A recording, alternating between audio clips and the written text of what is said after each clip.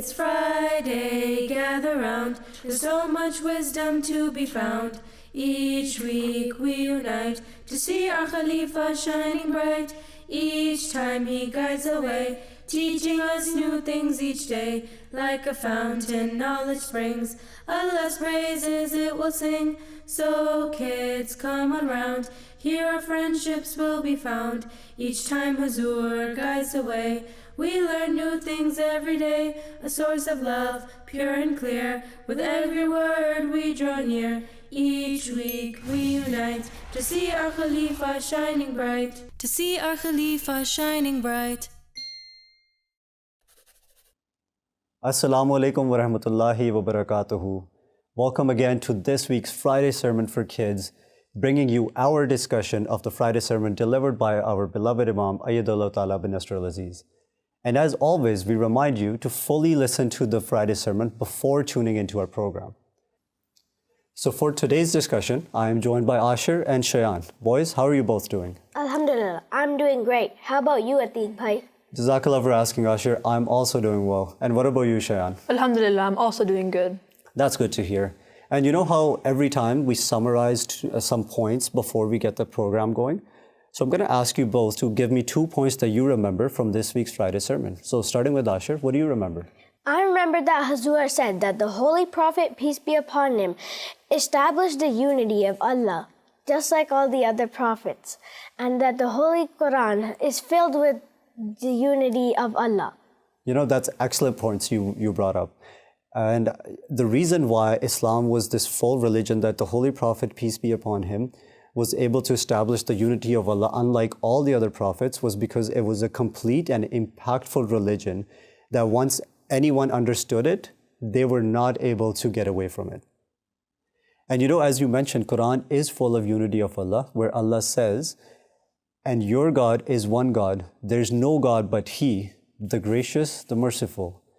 And so continuing on that, Shayan, what are the 2 points that you remember from this week's Friday sermon? I remember Hazur talking about that even as a child, the Holy Prophet ﷺ would stay away from idol worship. And when he became a prophet, there was a great change in Mecca. And you bring up great points, Shayan. And that is because the Holy Prophet, peace be upon him, was able to establish the oneness of Allah within Mecca. And Hazrat Masih Maud was explained this very, very well. And Hazur, Ayyadullah Ta'ala bin Nasr al-Aziz, mentioned this in his Friday sermon. So for that, let's listen to our beloved Imam's word from this week's clip of the sermon.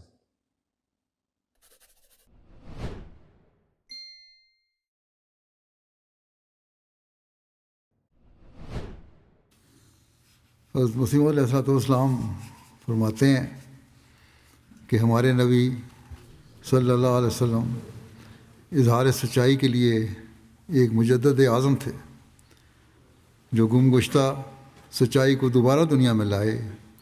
इस फ़ख्र में हमारे नबी सल्लम के साथ कोई भी शरीक नहीं कि आपने तमाम दुनिया को एक तारीकी में पाया और फिर आपके ज़हूर से वो तारीकी नूर में बदल गई। जिस कौम में आप ज़ाहिर हुए, आप फौत ना हुए जब तक कि उस तमाम कौम ने शिरक का चोला उतार कर तौहीद का जामा ना पहन लिया।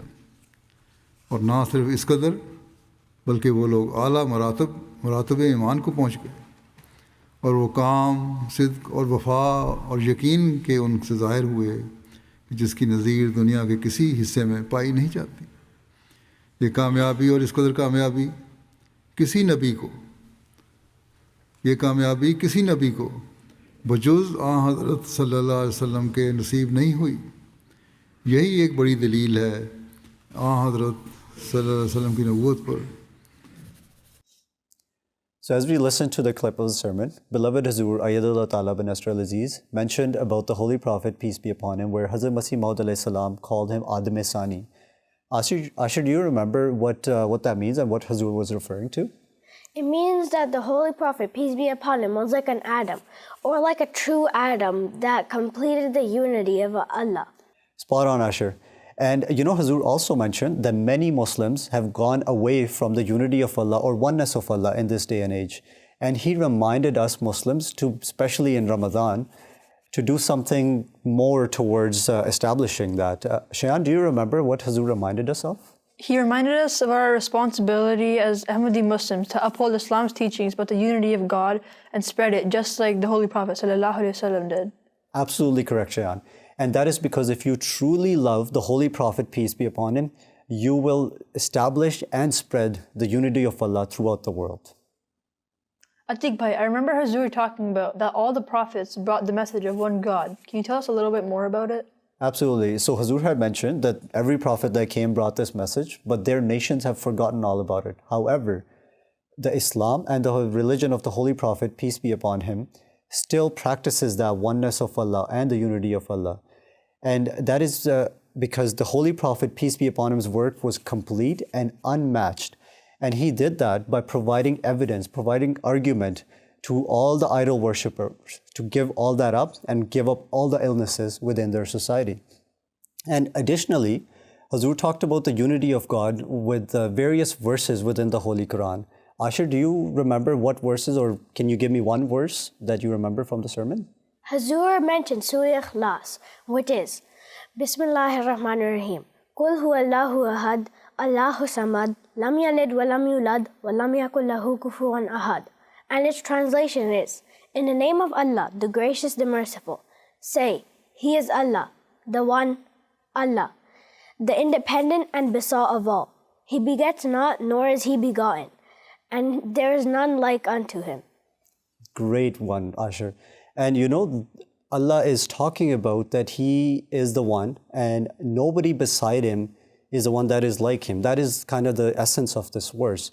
So when He talks about begets not or He's begotten, that means that Allah doesn't need anyone. Everything else needs Him. He doesn't have a beginning or an end either. So basically unifying, saying that Allah is the one being that is alone, that doesn't have a partner. So He forbids associating partners with Him by explaining that in the Holy Quran. And you know, Allah the Almighty instructed the Holy Prophet, peace be upon him, to spread this message to the world. And as followers of the Holy Prophet, peace be upon him, it is our responsibility to spread this message to the entire world. Also, I remember Hazur talked about the Holy Prophet, peace be upon him, established oneness of God from his childhood to his last moments, and used the word Tawheed to explain this. But I would like to know what this word fully means. Yeah, I would like to know what Tawheed fully means. Well, that's excellent. You know, that brings us to our next segment. And why don't we ask Abdal to explain to us what the word Tawheed means?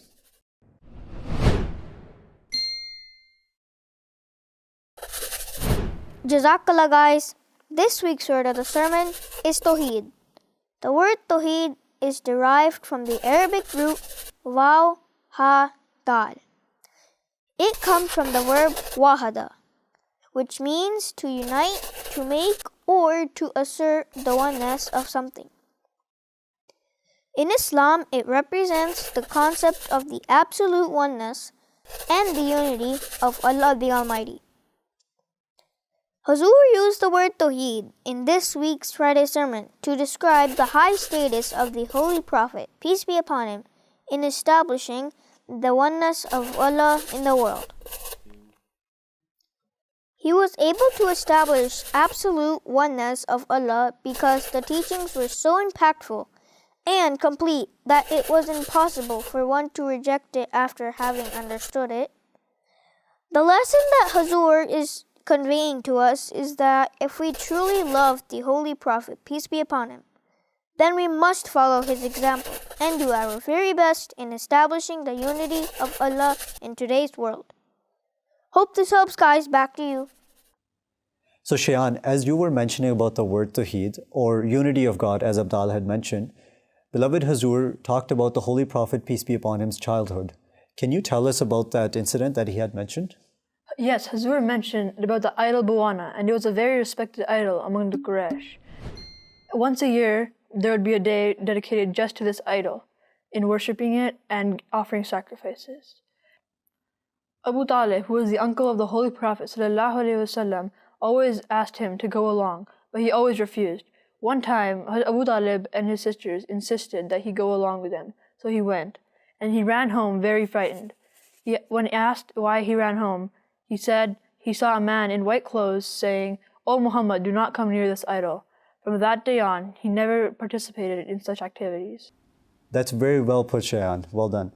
And this idol worshipping bothered the Holy Prophet, peace be upon him, so much. And beloved Hazur, Ayyadullah Ta'ala bin Nasr al-Aziz mentioned this, an incident in his sermon where the Holy Prophet, peace be upon him, went to Syria, and a king asked him about the idols Lat and Uzza. And to that, the Holy Prophet, peace be upon him, replied, "Do not ask me about Lat or Uzza. By God, there's nothing I despise more than them in this world."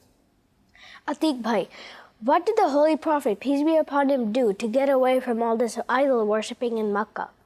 That's an excellent question, Asher.